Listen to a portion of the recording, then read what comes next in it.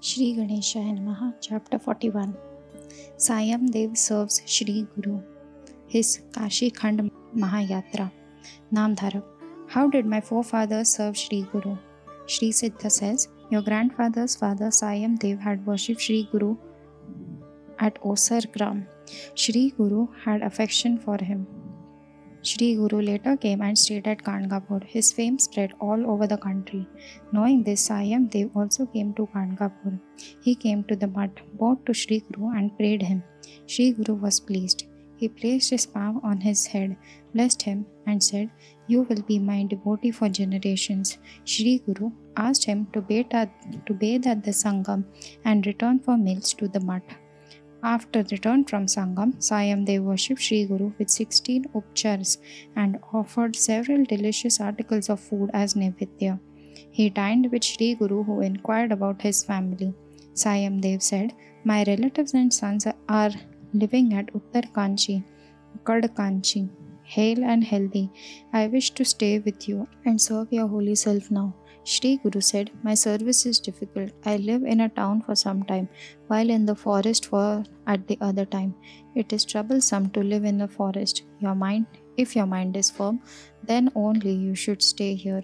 Sayandev said, a devotee of Shri Guru has no fear. 3 months passed. One evening, Shri Guru went to the Sangam along with Sayandev alone and sat below Ashwatha tree. There was a great storm, followed by heavy rain. Sayandev stood stretching a cloth over Shri Guru to protect him from the rain. It was shivering cold in the night, so Shri Guru asked Sayandev to go to the mutt in the town and bring fire. Thick darkness and spread all over, and there was lightning now and then. Shri Guru warned Sayandev to not look to his right or left side. Anyhow, Sayandev reached mud, took the fire and returned. Out of curiosity, he looked to his right side and saw a cobra going with him. He was frightened. Then he looked to the left side. There too he saw another cobra. He recited Shri Guru's name and walked straight. He came to Shri Guru and lit the fire. 2 cobras came before Shri Guru, bowed to him and went away.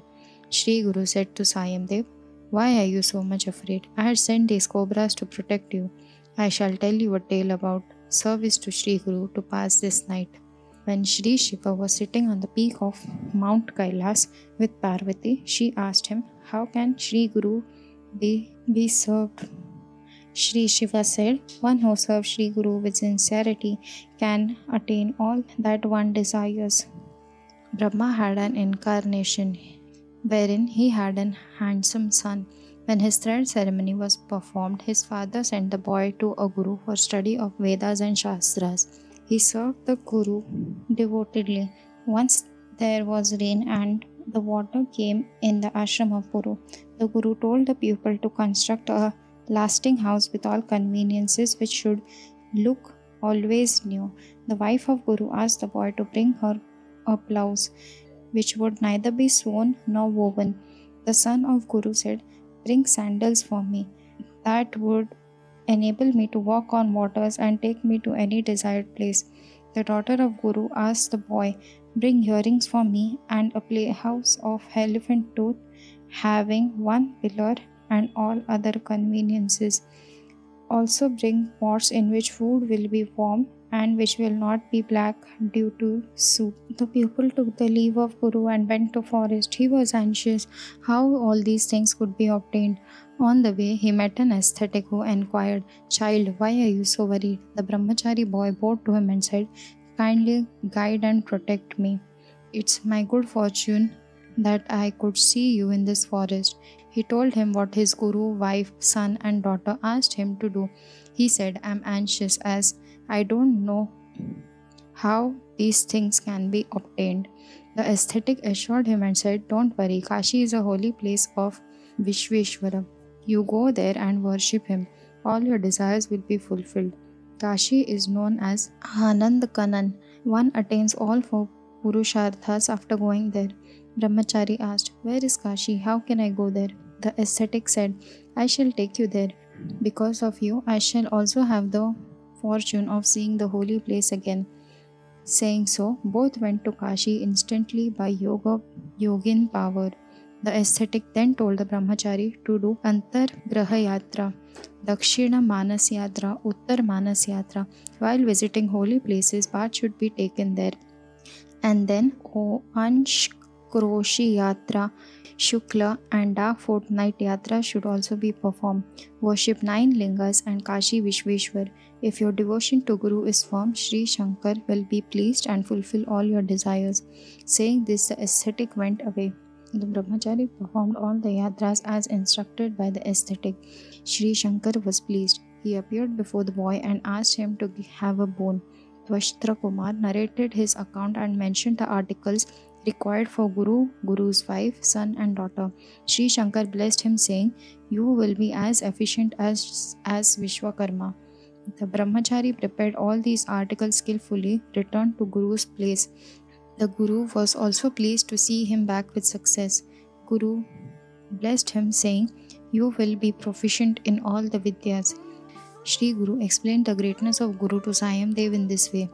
By this time, the sun was rising on east horizon. Sayandev said, "You explained Kashi Yatra in details. While hearing the same, I could see and also visit the respective holy shrines, tanks and places with your holy self and thought as if we were in Kashi." He then prayed Guru with 8 shlokas which are daily chanted after Aarti at Gangapur till now. While praying, his throat choked and his hair stood erect on his body. Sri Guru was much pleased. He blessed him saying, "You bring your family and children here and stay with me."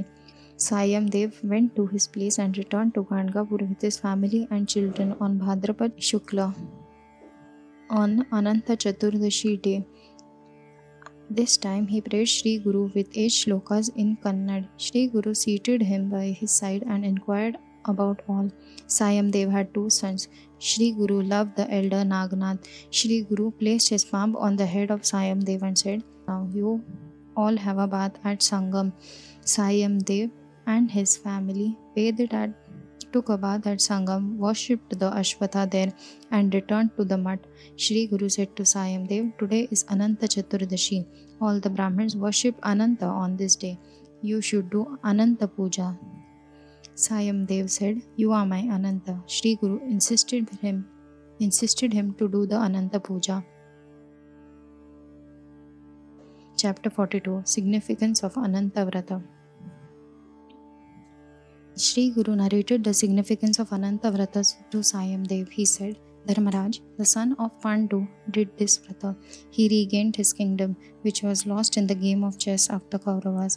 Thereafter, the Pandavas were living in the forest with great suffering. The Kauravas sent Durvas Rishi to Pandavas for harassing them in the forest. Sri Krishna, the protector of his devotees, assisted Pandavas in difficulties. Once Draupadi and the 5 Pandavas bowed to Sri Krishna and asked, "How shall we be relieved from this vanvas?" Sri Krishna advised them to do Ananta Vrata. Sri Krishna said, "Ananta should be worshipped on Bhadrapad Shukla 14th day. I will tell you a tale regarding this Vrata. In the Krita Yuga, there lived a Brahman named Sumantu of Vasishtha Gotra. Diksha was his devoted wife. He begot a daughter named Sushila. Later, Diksha died, and in order to continue the Grihastha rites, he married with Karkasha, who used to quarrel with her husband and daughter every now and then. Due to this, Sumantu was always dejected. As Sushila grew, she became fit for marriage. One day, Kaudinya came to Sumantu, who gave Sushila to him in marriage. In Ashad and Shravan months, Sushila and Kaudinya lived with Sumantu, but Karkasha quarreled with Sushila daily. So, Kaudinya requested Sumantu to allow him to go. Sumantu felt very sorry as his only daughter would be going away. He said, "This is not my wife, but she is my enemy. Now my daughter will go away. There is no peace. The home is like a forest." Kaudinya also consoled him. Due to his persuasion, he agreed to stay for 12 more days. On the 13th day, Sumantu asked his wife to prepare delicious food for his daughter and son-in-law as they were departing. Karkasha entered the inner room, shut the door, and placed the stones against the door so that it should not be opened easily. At last, Sumantu gave beat Konda to Sushila and bade them goodbye. Next morning they reached the river. Kaudanya got down from the chariot and went to the river for bath and rituals. Sushila saw that many females were wearing red silk saris, had gathered in the sun, and they were worshipping some god. Sushila went to them and inquired what they were doing. The females replied they were worshipping Ananta, and by doing this Vrata, all their desires are fulfilled. Sushila took instructions from them. She gave 14 knots to a red string and prepared Ananta and Shesha, a cobra of Darbha, and worshipped Ananta with 16 upchars. She then tied Ananta on her wrist. Once, when they were sitting, Kaudanya observed the red string on the wrist of Sushila. He asked angrily, "Did you tie this red string to keep me under your thumb?" She said, "This is Ananta, by whose favor we got this kingdom and prosperity." Hearing this, Kaudanya took the string by force and threw it into fire. He remarked, "It is due to my penance that this kingdom is obtained by us." Sushila was very dejected. She hastened to take out Ananta from fire and put it in milk. But due to this, Ananta was enraged. The kingdom and all their glory was destroyed in no time. Kaudanya became a pauper. Kaudanya now repented and resolved that as long as he could not see Ananta, he would neither eat or drink. Having resolved, he started with Sushila and went to forest. He saw a tree laden with fruits, but no bird touched its fruit. Kaudanya asked the tree if it had seen Ananta. The tree said, "I have not seen Ananta, but if you see, please speak to him about me." He further saw a cow and a calf. They were trying to eat a grass, but they could not do so. He then saw a big bull. He further saw 2 lakes. Goose and other birds did not drink water. Later he came across an elephant and an ass who could not speak. Kaudanya had asked if they had seen Ananta. They all denied, but said if he saw Ananta, he should speak about to each of them. At last Kaudanya was tired of walking and he lay down on the ground. In the meantime, an old Brahmin came there and inquired about him. Knowing the cause of his worry, he said, "I shall show you Ananta, come with me." Kaudanya followed him and saw a fine city. Brahman seated Kaudanya on the throne of precious stones and appeared before him in his real form. Seeing this, Kaudanya was amazed and he bowed to Sri Ananta and began to praise him. Sri Ananta was pleased and gave him 3 boons. By the first, he attained dharma. By the second, his poverty was destroyed. And by the third, he finally got abode in Vaikuntha.